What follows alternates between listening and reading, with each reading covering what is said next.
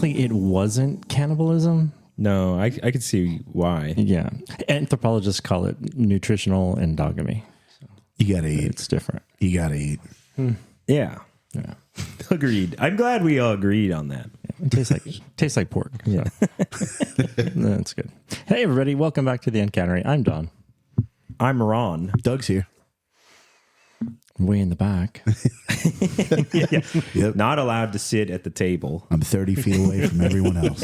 It's at the kids' table. Yeah. But I'm close to your hearts. So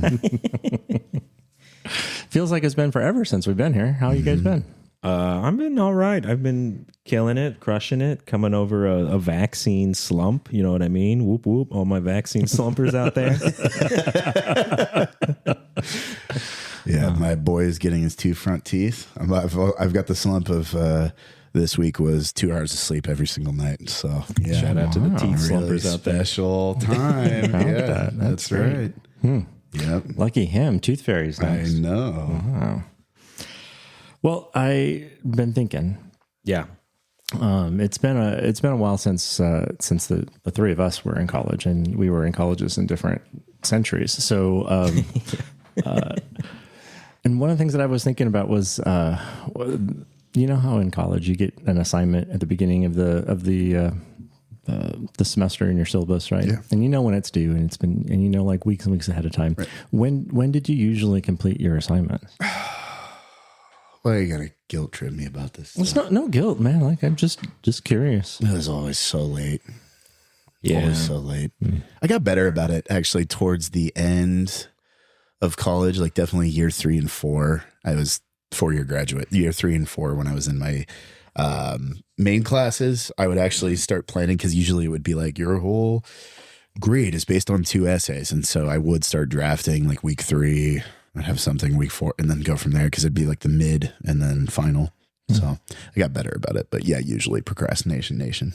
I feel the same. I feel like I got there by my senior year and I was like, whoa, this is actually nice. I could just do this and not worry about it for 5 days. But definitely started out procrastinating late at night. Yeah. Waiting day of. I remember sometimes procrastinating so much that I'd be like, well, I'll get started soon. And then it'd be like midnight. It's like, well, it won't be good now, so I just won't do it. And I just wouldn't do it. And I had a teacher once be like, you never submitted that paper. And I was like, yes. And he was like, you can't do that. Bring me that paper. And I said, okay. And it was actually important. I needed to hear that because all the other teachers let me get away with it. Yeah. Because there was always like 3 papers. And if you missed one, you could still pass the class because I was like a pretty good writer. And so I would just do 2 good essays and skip one and I'd get like a C or something. Yeah. But this guy was like, no, don't do that. And I was like, okay. And I did. And thank you. I don't even remember his name. Thanks, guy. But he's out there. Thanks, guy. Yeah. He's out there saving you. Yeah. I had similar. So I remember I have a very strong memory in my freshman year of having like a 15-page paper due and like keep putting it off and putting it off and putting it off. And then similar, like, right, it's due tomorrow. So like I should probably start on it soon. But it got so late in the evening that I decided that I wouldn't be able to do a good job with it. So what I promised myself is that I'm going to go to sleep, get a couple hours, and then I'll wake up super early and knock it out. And so I woke up at like 4 a.m. and I wrote till like 3 and I did. I finished paper and actually it was not so bad. So what I unfortunately learned or convinced myself of was that that was my writing process. I needed to just wait and wake up super early and only do my drafting when I was so tired I couldn't think. That so that way I couldn't even think of a reason to procrastinate because I was just so tired. So I don't know if that's that it's not the process I still use, but it is a process I trained myself in for a little bit. So that is interesting because very often when working with certain students on writing, I always tell them, get me a really bad draft. I would really like that. And not because I necessarily want to encourage them to write a bad draft, but I'm trying to alleviate the pressure of just get something out there so then we can work with that. And I think that that's actually what I've been chasing the whole time. So I'm glad that I have the story to match it now. Well, there you go. Yeah. Please use me as the object lesson. Absolutely. Yeah, you know this guy down the hall? Yeah. He, that's great. Yeah, it's good. He used to be a real sack of shit too. That's right. Yeah. All right, you guys ready to go in our time machine back to? Oh yeah, where are we going this time, Don? We're going back to a really important all-nighter. Do I need a cloak? Can I bring my glasses? What will be? You probably need your glasses. Okay. But because in honor of our one night or our all night, sorry, I did that again. Our all night stands. I want us to Very different. go back to Bohemia in the 13th century. Okay. Okay. I like that. All right. Okay, man. So we're in what's now today the Czech Republic, a Benedictine monastery in Padalica, and there's a monk. I see him. Yeah. His hair is cropped around the head. And he's committed a transgression against the community. No. Sick. Yeah. I don't know what it is, but I know that it was pretty significant because his punishment that his brothers have decided to inflict on him is immurement. Do both of you know what that is? Am I the only one who doesn't know? I do, but the audience probably doesn't. So Don, And Doug, simpleton. Sure. if you learn what immurement means, you can come to the table, Doug. Guess I'll be even further away now. I know that you both know what immurement is. Thanks. Now it's even more condescending. Try harder, you'll get it. Yeah, because you definitely have read it, and some of you might even have taught it. Doug, I think you taught it this year, actually. I just looked it up. You're familiar with a story by Edgar Allan Poe, Yes, the Cask of Amontillado. The Cask of Amontillado. Yeah. Yeah, immurement is to be walled alive into the wall. Oh, so that actually happens. So, But was he trapped with niter? Was that the plan? The niter. The niter? so again, I don't know what his crime is, but he's going to be buried alive in the walls of the monastery.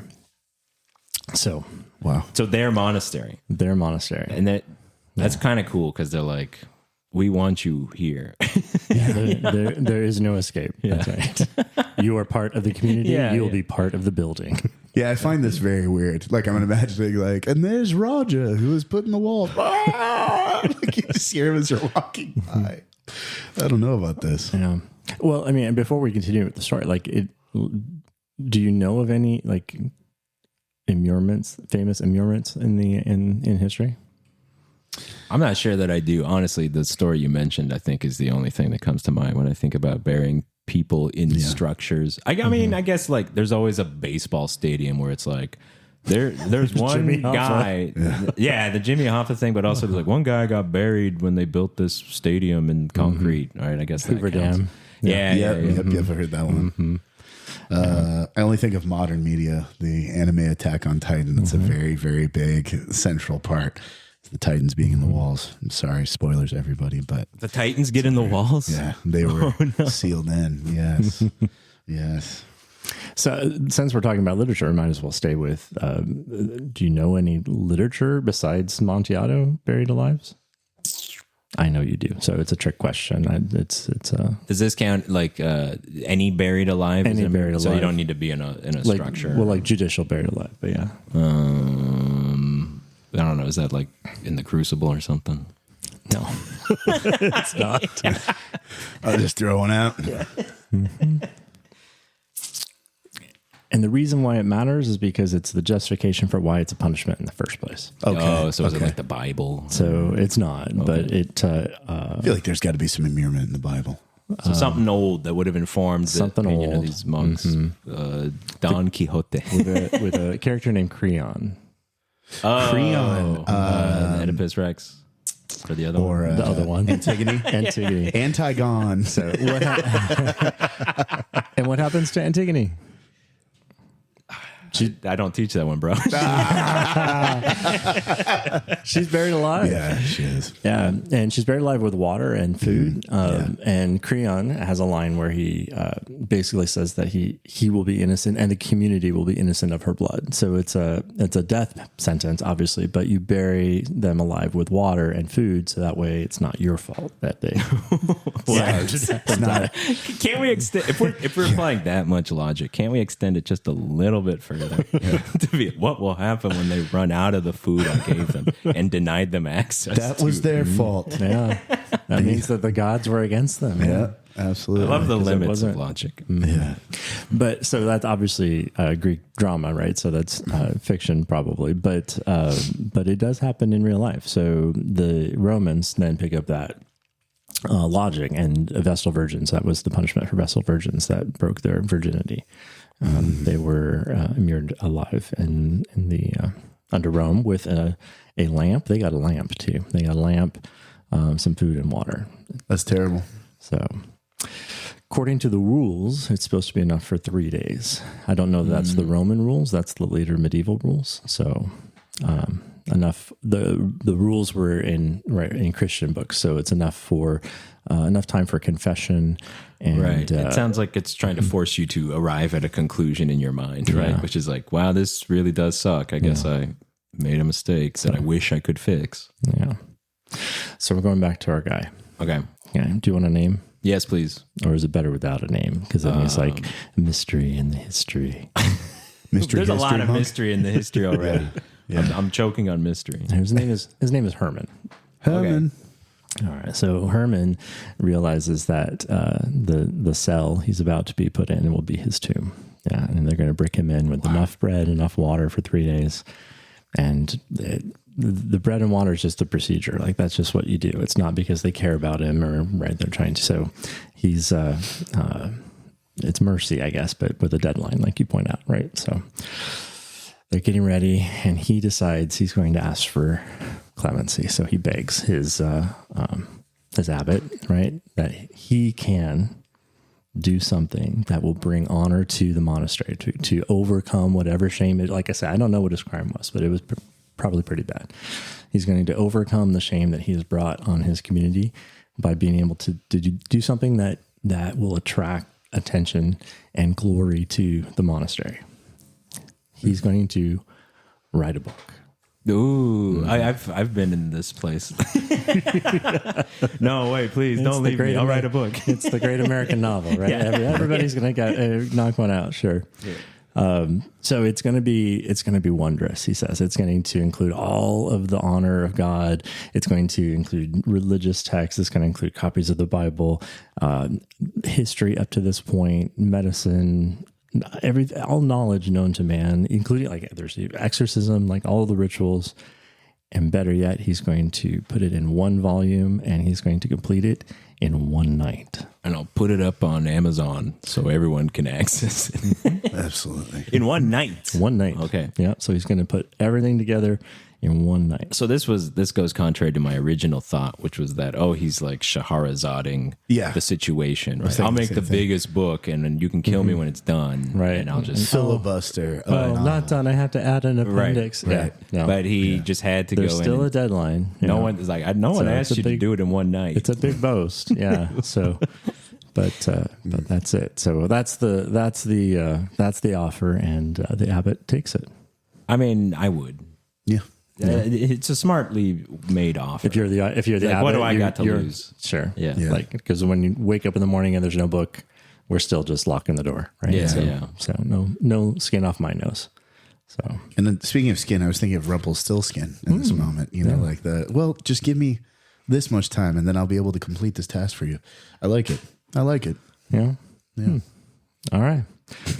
So the community goes to bed, and Herman is in his cell, and they bring him ink. They bring him Quill. Quill. He's got. He probably needs to sharpen his quill from time to time. He's going to be putting all that stuff couple into Monster Energy drinks would do well, Abbott. White monster indeed.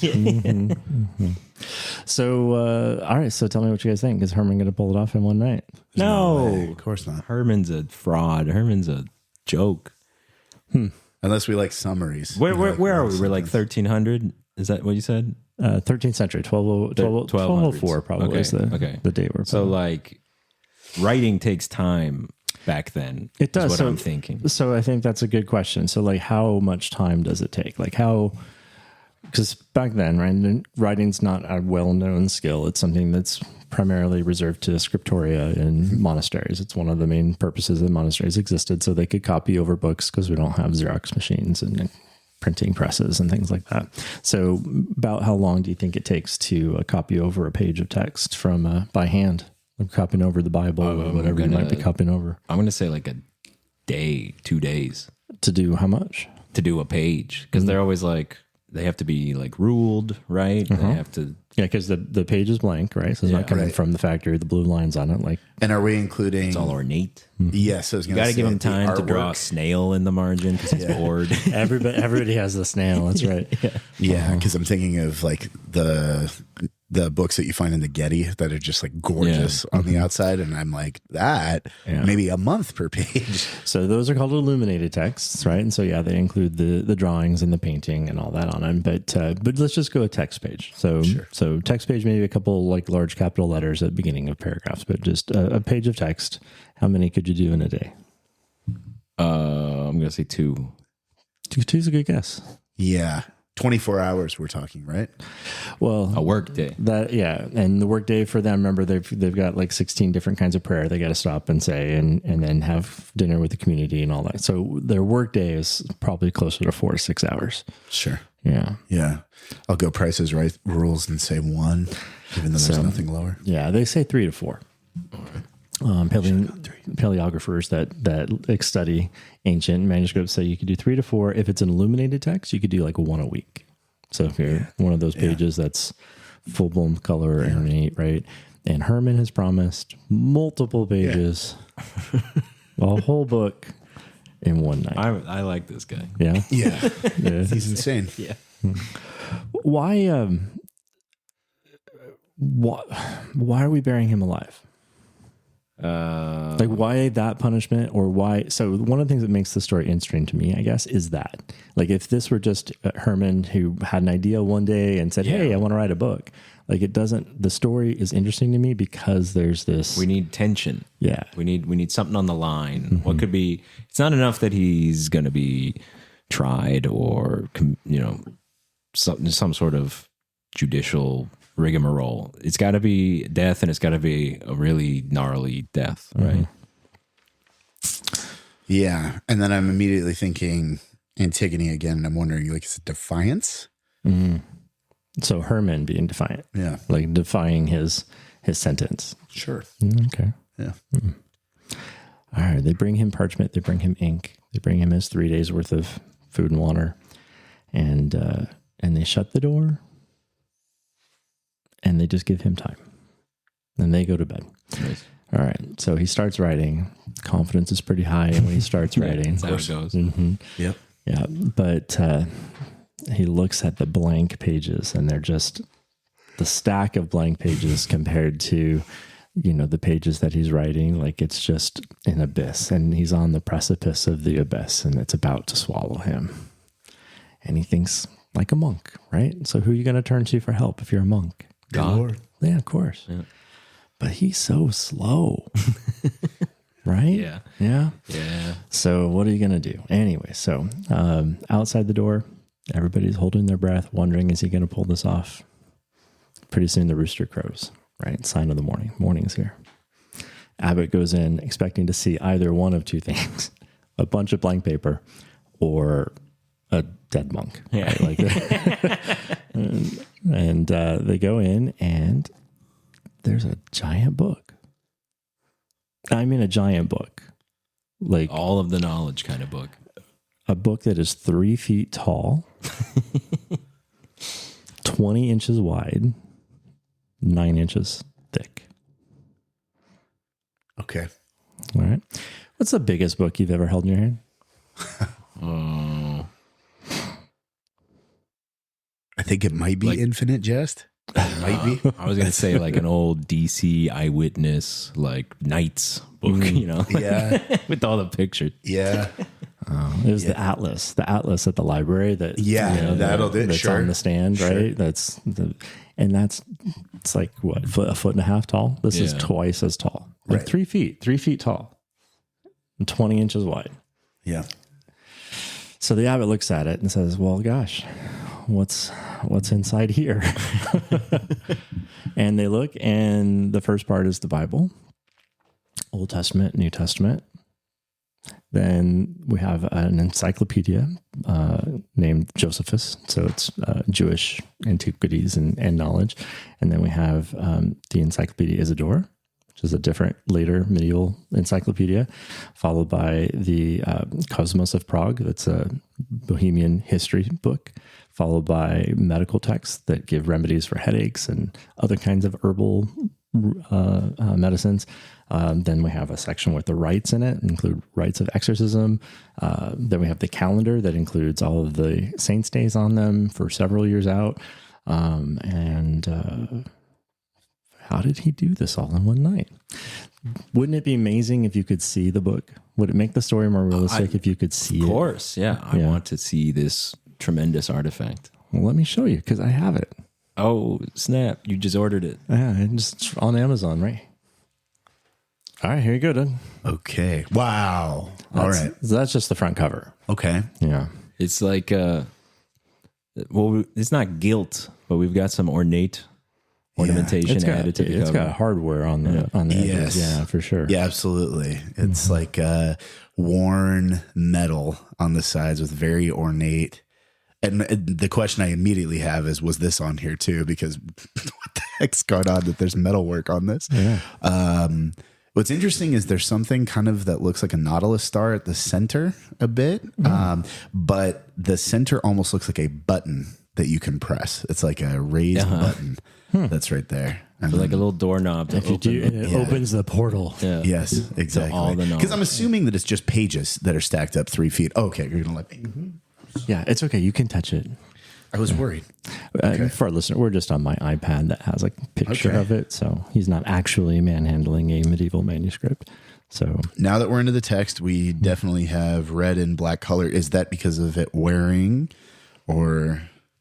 well, It's always like there are different colors inks that are used Okay. throughout the text. But it's a text it's 800 years old, right? So I mean, it's gone through some things. What's mind blowing is it is unbelievably small. This makes the like when you get a The font, you mean, right? yes, yeah, The font, the handwriting. yeah. That's the script. easiest way to communicate.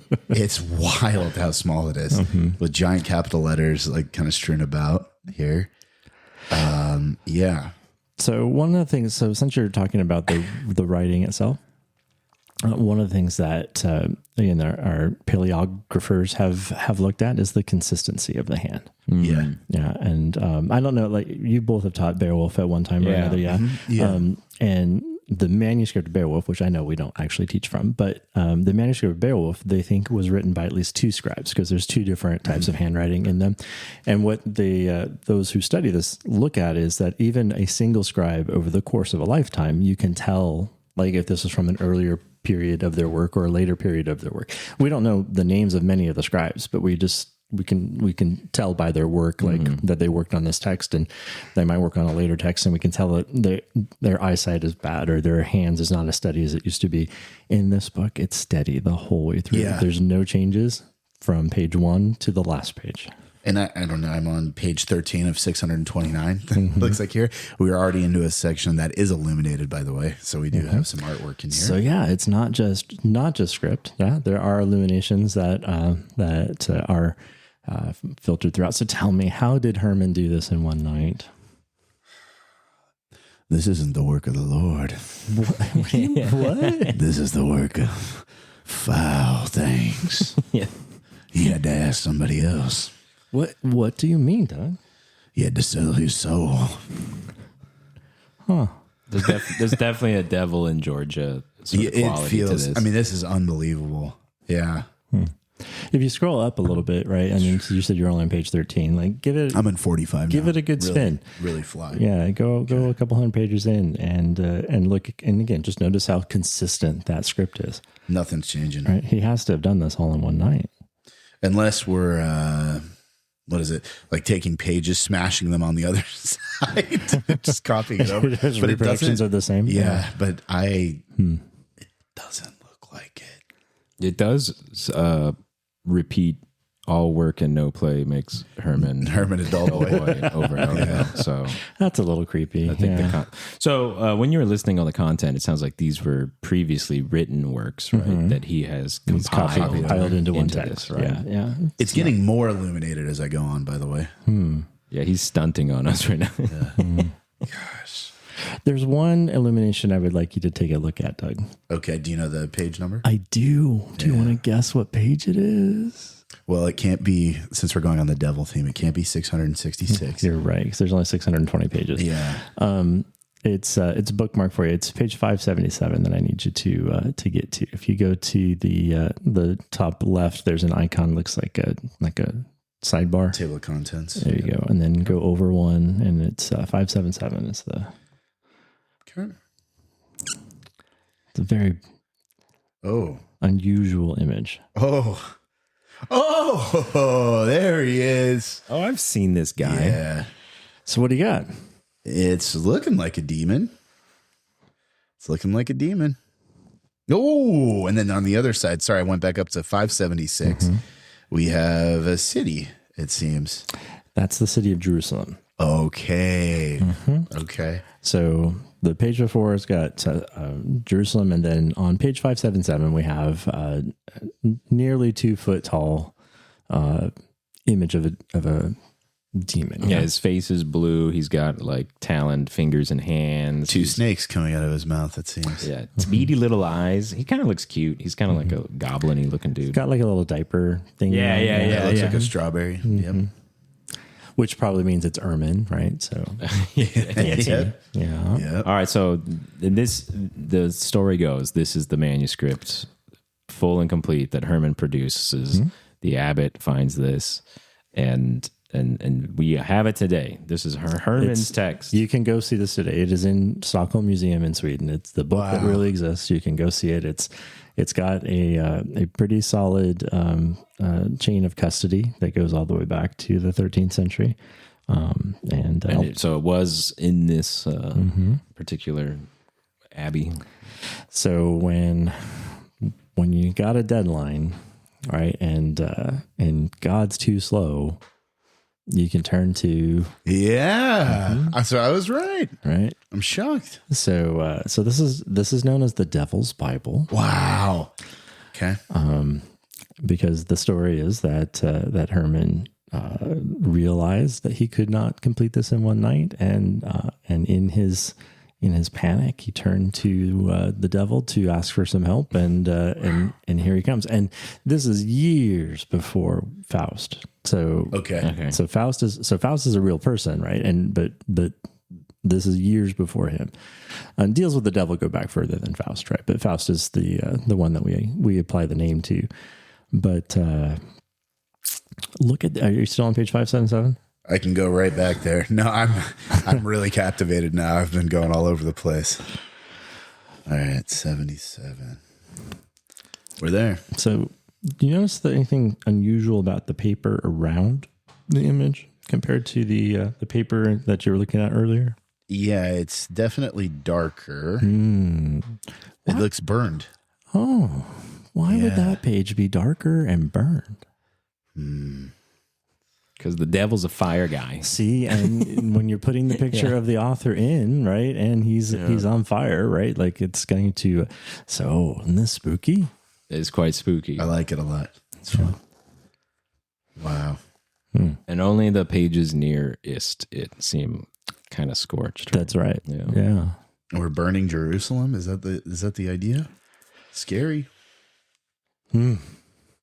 So, devil works in mysterious ways. Yeah. This is very cool. I think Herman was like, I'm going to bring reputation and fame to the monastery, right? So why don't you and I, why don't we just say the devil made a book here? And the abbot was like, what? He's like, hear me out. Like, it would be cooler. It would be cooler if God did that, but like we would be blaspheming or something, lying about divine influence, right? But you can't get in trouble for lying about infernal influence, right? So first of all, I guess, do we believe this was written by the devil? No, I don't.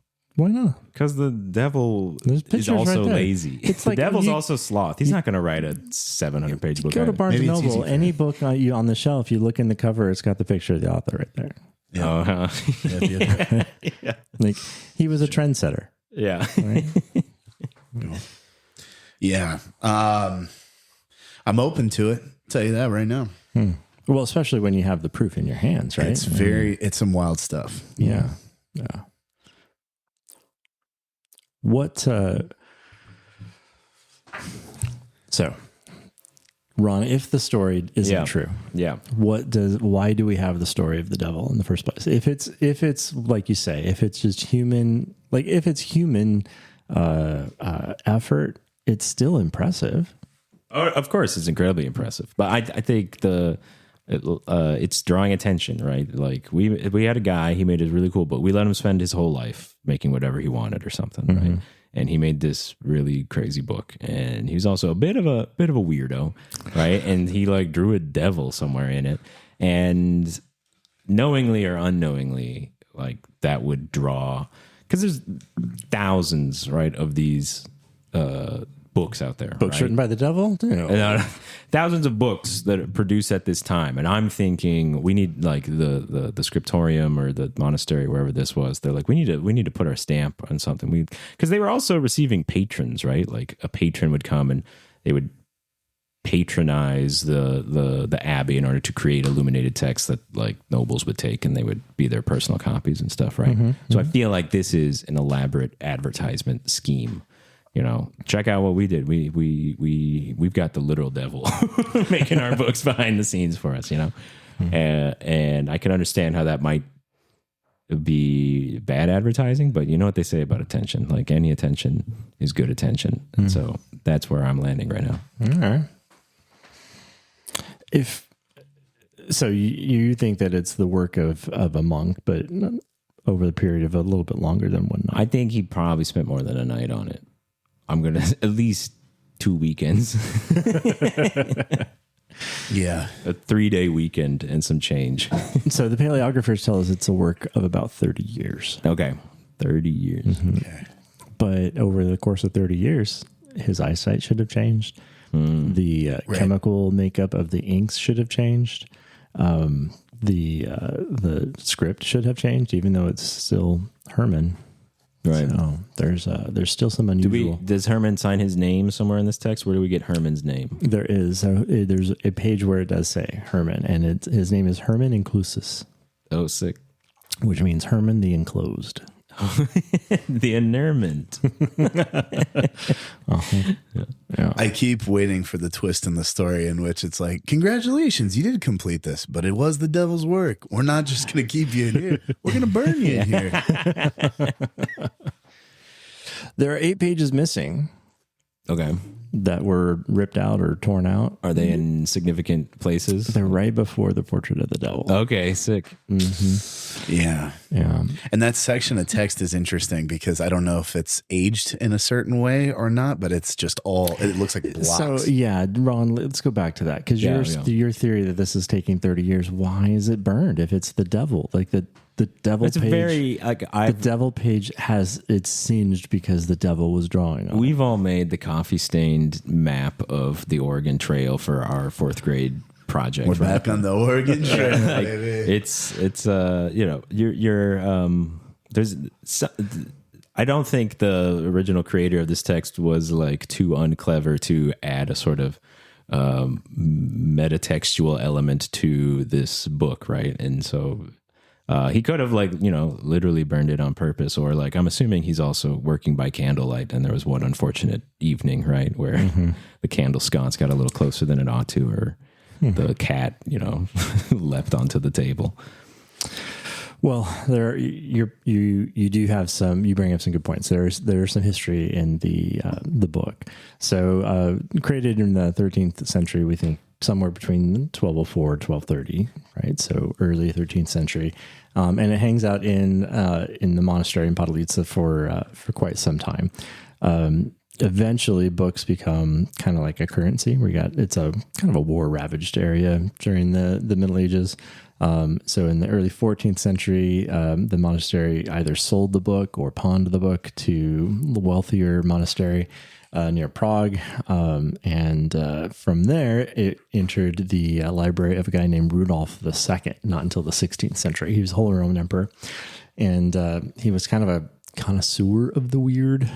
He had like in Prague Castle, he's got a cabinet, the Cabinet of Wonders, where he had like alchemical manuscripts, astrological charts, mechanical automatons, exotic animal, like anything he thought was weird, he wanted in his library. And so he heard about this Devil's Bible, so he acquired it and puts it in his library. And it stays there until the 30 Years' War comes. In the 17th century, Swedish forces sack Prague, and they loot the Library of the Weird, and they take the Codex with them. How big? So I told you how big it is. How heavy do you think that is? Ooh, 60, 70 pounds. Close. Doug? Yeah, 3 feet, you said? 3 feet. Price is right again. 59 pounds, Don. 75 kilograms, 150, 160 pounds. Jeez. Yeah. Not something you want to carry around in your backpack. No. So, yeah. Made from vellum. They think it's the hides of like 160 donkeys go into making this book. So it makes its way to Stockholm, and the Kroner Castle in Stockholm catches fire in 1697.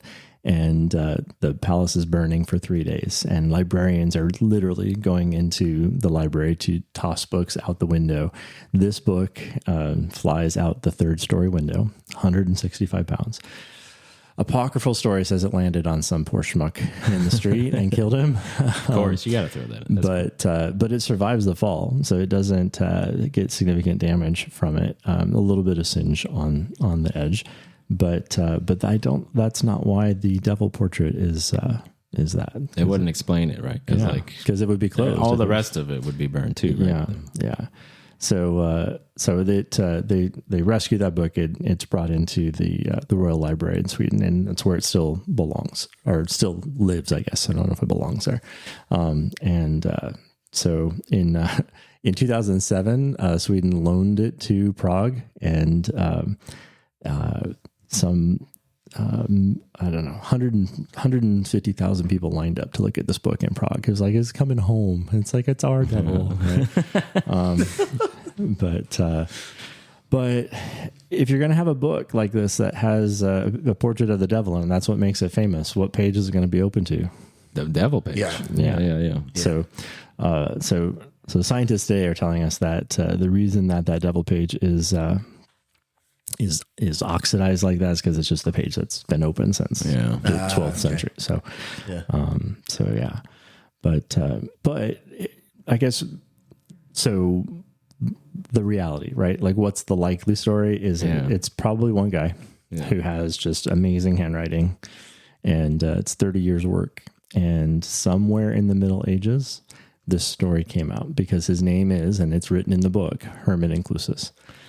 So why would he be called that if he didn't have this punishment that was hanging over his head, right? Story. Yeah.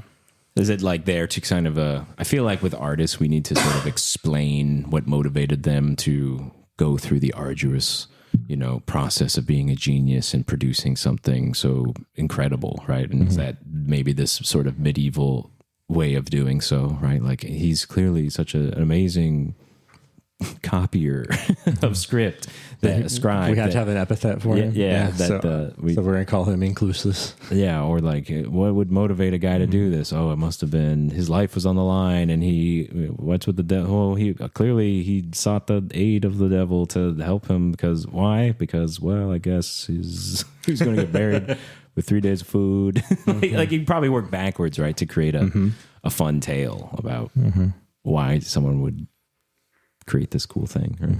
Are there other copies of is this the context of this book minus the devil illustration, or do we have other versions of these? Were these like common books to compile? Yeah, so there are other copies of the contents of the book. Yes, with the exception of the portrait, together, but not all piled. Okay, so this is the only. This is the only one that has all of this set together. Yeah.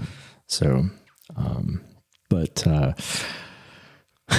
the legend of Herman Inclusus and the story I led you guys with of him being buried alive, that comes to us from the 17th century. It's the first time it was recorded, but it's older than that. So when it was recorded, written down, it had existed for centuries already. There's no known punishment of any clergy being actually walled alive anywhere, but there's stories of it all over the place. And that's why I said there's like rules for it, like the rules of the 3 days and all that stuff. Like, so there's this sense that we want to have this punishment available in history, I guess, but we don't have any archaeological evidence that it ever actually was used on anyone.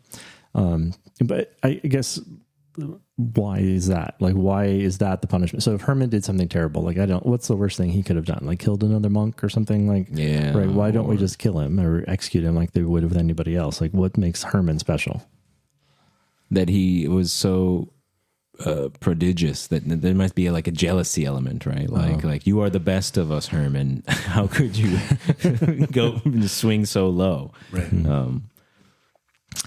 There's a tradition with clergy as well that the punishments are supposed to be bloodless. Have you heard this? So, and it actually harkens back to what we talked about earlier with the Vestal Virgins. And Vestal Virgins in Rome, right, are supposed to be virginal and avoid all sexual contact and things like that. And if they ever broke that, or they had affairs with men, then they had given up their sanctity and their purity. So that's why they were buried alive. And but because they were supposed to be holy, then Rome thought they couldn't spill their blood, right? Because that would then be a transgression against the sanctity of the Vestal. So by burying them alive, it's technically a bloodless punishment. And that tradition from the Romans bleeds into Christianity. And so there is a tradition in history that clergy are supposed to be punished in ways that are bloodless.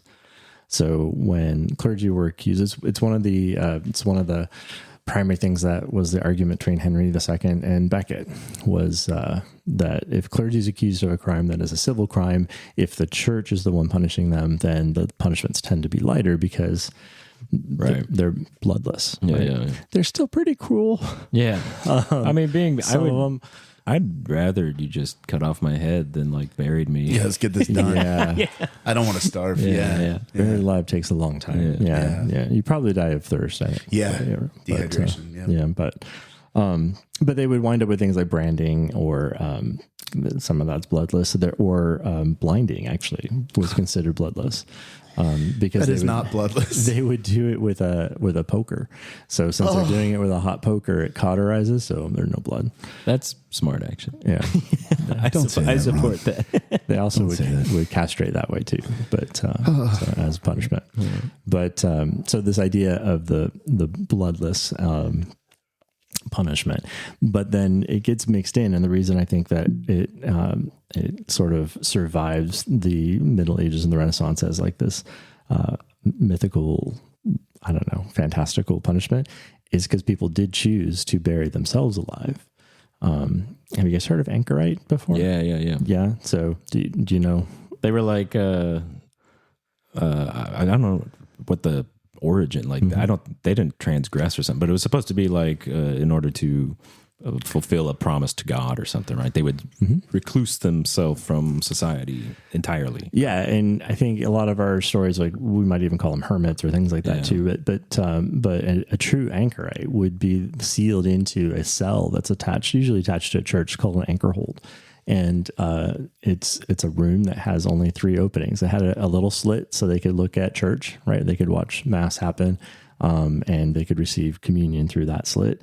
There was another slit that faced the street where they could talk to people and provide like spiritual guidance, and that also would be where they received food, and they would put their waste, and somebody would come collect it. The right to install an anchorite would be like a funeral. So they actually it was approved by the bishop, and the ceremony would be like that person was dying to the world, and the community then had to support them because they were locked in and they were praying for the community. So it exists as a thing. But then, like, what happens when there's a famine, or like the person who's supposed to bring you water dies, or right? So there are stories of anchorites who then starve to death because nobody brings them food.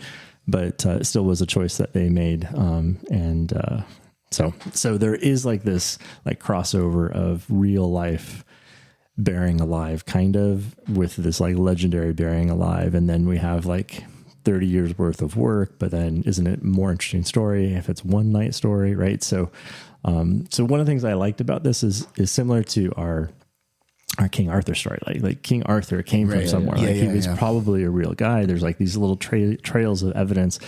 Like, we have this book, right? This book exists. You can go see it at the library in Stockholm, and see it, and it's open, always open to this page, right? Because it's the page everybody wants to see, and yet we have this story of like this, I don't know, miraculous, isn't this demonic, right? Origin story that threads all the way back, which, again, like where these legends come from, like they don't just come from nowhere. They come from like a kernel that gets overwrought, right? Mm-hmm. What's the why? Right? I think that the interesting part there is why the need to embellish, right? Is it informed by some sort of misunderstanding? Is it just like good old fashioned entertainment? It's way cooler if this is the reason, right? Is it, someone pulling someone's leg and it gets taken a bit too far? See, I don't know. I wonder, because there has to be something to it, right? The only reason that we as a species repeat our tropes over and over again is because we continue to get something from them, right? We always have told stories of like heroes conquering monsters, and it's because there's always a belief that like we can overcome the obstacle of the monster in our life, right? And if we don't have somebody to inspire us and look up to, then we don't have a motivation to pursue that effort in our own life. But this story is weird to me because it's like a positive outcome demonic encounter. Yeah. Right? Like this is a Bible. It is an encyclopedia of everything that was known in the world. I mean, that's an exaggeration, but like a lot that was known in the world at the time. But if it's coming from a demonic source, like how is that? Like, that's not something that we look up to. And it's like, hey, look, it's okay. You can make a deal with the devil. It'll turn out fine. See, Herman did it. So yeah. Wow. So, unless it's a commentary, right? Isn't, I feel like the devil is linked to knowledge, right? Knowledge of good and evil, the forbidden fruit, all that, such and such. So maybe there's like Herman or whoever. Maybe Herman. Do we think Herman actually drew the illustrations? They do, yeah. They think that all the illumination and all the script is one guy. So maybe Herman, towards the end of his life, is kind of like, I've spent 30 years working on this, and like, will it actually come to any good? There's no new knowledge in here. It's all old knowledge. The knowledge will be replaced with newer knowledge. Maybe there's a commentary, him feeling satirical towards his own. Right, knowledge is of the devil. A warning to the reader: don't take everything in here too seriously, because at the end of the day, right, knowledge is demonic, faith is angelic. Whatever. How's that for my paper? Thank you for coming to my TED Talk. But the thing that I struggle with though is because it's Which story do you like better? Yeah. Yeah. You know, the better story is the one It's that the cooler story. it's wrong. Yep. Right. And so, but I mean, that I guess is my question. We're talking about legend. Like, what is true? Is the legend true? Like, is it, because the legend carries a truth to it, right? Which is like, there's a, I don't know, because it's a positive outcome Faustian bargain. And those are so infrequent unless you somehow trick the devil, and there's no trick the devil here. Yeah. Like, that's a component that's missing. Well, maybe that trick of the devil is he got the devil to write the word of God into a book and then made it more famous and brought it to more eyes or something, you know? Yeah. So Now all the Swedes are Christian. Yeah, except for the page that's always open is looking at a demon. So I don't think that's... we don't read the Bible part. Like, who needs that? We just want to look at the Check out demon. this picture. No, it is a riddle. It's a fun riddle, right? I think it actually goes back to what you said earlier, which is like, which story do you like more? And it's like, one story grabs people's attention, is a barn burner, is going to get told. The other story is going to get forgotten, right? So maybe it's just like a literal Darwinian-ness of the appeal of the story here, right? And the popularity of the book too, like that everybody wanted a copy of, or not everybody, but like it was.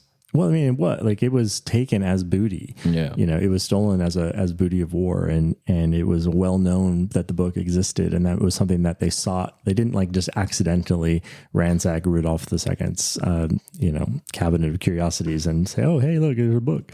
Like they were looking for it. It was one of the things that they intended to take as part of their spoils of war.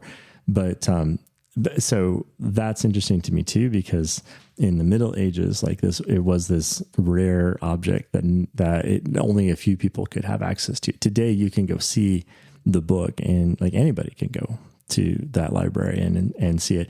And even on top of that, like where I got this version of it that you guys are looking at, like this is a PDF I downloaded from the library. Like it's literally available to everyone in the world simultaneously. So it's grown from Herman's cell in 1204 to something that we can all experience all the time. And it all grew from this story that probably has a truth to it. Like the guy who wrote it probably was Herman. He probably was a monk. He probably was enclosed. And I don't know if that means he was an anchorite or if he was just, the weirdo that didn't ever leave his room because he was busy drawing devils. Yeah. But the fact that that I know it's a better story and I like the devil story better, but knowing that there's like a layer underneath it that's based in fact makes it, and it's fact that's inaccessible, right? Just like King Arthur. That makes it interesting to me. Totally. Yeah, I adore that. Yeah. It's a positive reinforcer for lying, I think. It's good to lie if it makes things more famous. Sounds like somebody's been in that book for too long. It's still what we do today, though, right? I mean, we still spin legends today about things that are not true, that we know are not true, but we prefer to believe. So why did Abraham Lincoln never tell a lie? Washington shot down a cherry tree. It's like, who cares? Sure. But he did, I think. I don't know. I was told that. Yeah. Do we have a modern day analogy? Like nobody's making deals with the devil today, right? Like that's not a story that we tell anymore. Like what do we do instead? We must have replaced it with something. I think when it's brought up in this context, it's always somebody who's gotten tremendous success or wealth instead of like this is very classic in its origin. It has kind of like a Christian overtone versus now it's looked at as like vice and excess exclusively almost, like where it's like the devil is kind of removed from it, but it's just like kind of ubiquitous evil. The sin exists, right? And we recognize that as a wrong, even though it's not usually prosecuted as a religious transgression. Yeah. Yeah. It's the Bitcoin billionaires that accidentally bought. Right. Yeah. Or the people who get their 25 minutes of fame blowing up on a TikTok reel or whatever. It's the 16-year-olds driving the Lamborghinis at 500 miles an hour down the highway and crying because they got hurt or because they got crashed. So, right. Yeah. Well, thanks, guys. Thanks for reading the Devil's Bible with me today. Thank you, Don, for Thank you. pushing the needle in our sort of infernal fascination even further. I didn't think it could go that much further, but it does. Thank you. I'll pray for you, Ron. All right. And you know, if you guys ever get walled in somewhere, I would give you more than 3 days worth of bread. Can I get 5 and some booze? I'll take none. Let's just go at that point. It's just prolonging the inevitable.